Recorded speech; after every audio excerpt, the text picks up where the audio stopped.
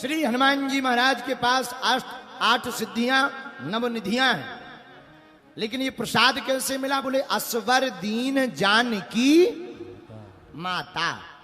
हम लोग 8 सिद्धियों पर चर्चा तो कर ही रहे, लेकिन हमारे प्रियजनों एक बात है, देखो, भगवान की प्राप्ति या भगवान की भक्ति गिनती से प्राप्त नहीं होती, भगवान की भक्ति तो विनती से प्राप्त होती है।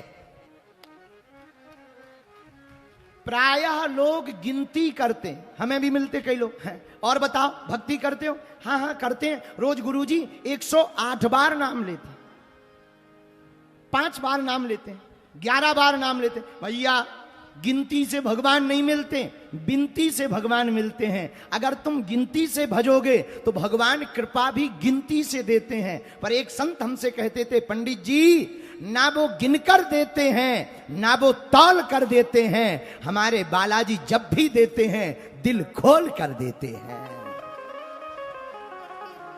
इसीलिए हमको गिनती नहीं करनी, हमको करनी है विनती। क्या करनी है? बोलो बोलो, जोर से बोलो, विनती। देखो प्रेम में नेम और टेम नहीं। नारद भक्ति सूत्र में श्री नारद जी कहते, अनिवर्चनीयम प्रेम स्वरूपम मूका स्वादनवत प्रकाशते। प्रेम का स्वरूप वचनीय नहीं है, अनिवर्चनीयम।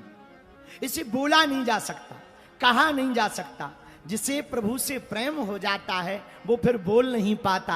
हमारे पूज्य दादा गुरुजी कहते थे, जिससे प्रेम होता है उससे बातें कम आंखें ज्यादा बोलती हैं। बातें कम आंखें ज्यादा बोलती हैं। तो भक्त का लक्षण क्या? भक्त का लक्षण ही यही, तत् सुख सुखित्वम। जिसमें प्रभु का सुख हो वही भक्त का सुख होना चाहिए। यही भक्त का प्रथम लक्षण है। बोलो सीताराम। ऐसे समझो, एक बार एक ग्वालिनी दूध बेचने जा रही थी। एक गांव में रोज दूध बेचने जाती तो एक आदमी एक नजारा देखता था। क्या?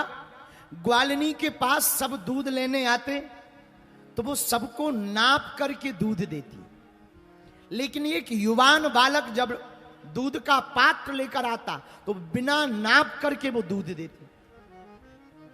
तो उस व्यक्ति ने किसी से पूछा कि ये सबको नाप कर दूध देती, इस युवक को प्रतिदिन बिना नाप करके दूध देती, समझ में नहीं आया है, ये क्या कारण है? तब मुस्कुराते हुए एक व्यक्ति ने कहा, बाकी तो सब इसके ग्राहक हैं, सब दूध का क्रय करने वाले हैं, लेकिन वो जो युवक है वो प्रेमी है, प्रेमी को नाप तौल करके दूध नहीं दिया जाता है।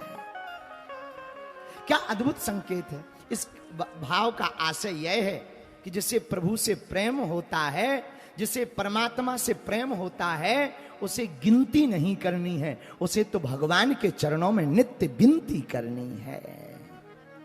बोलो सीताराम।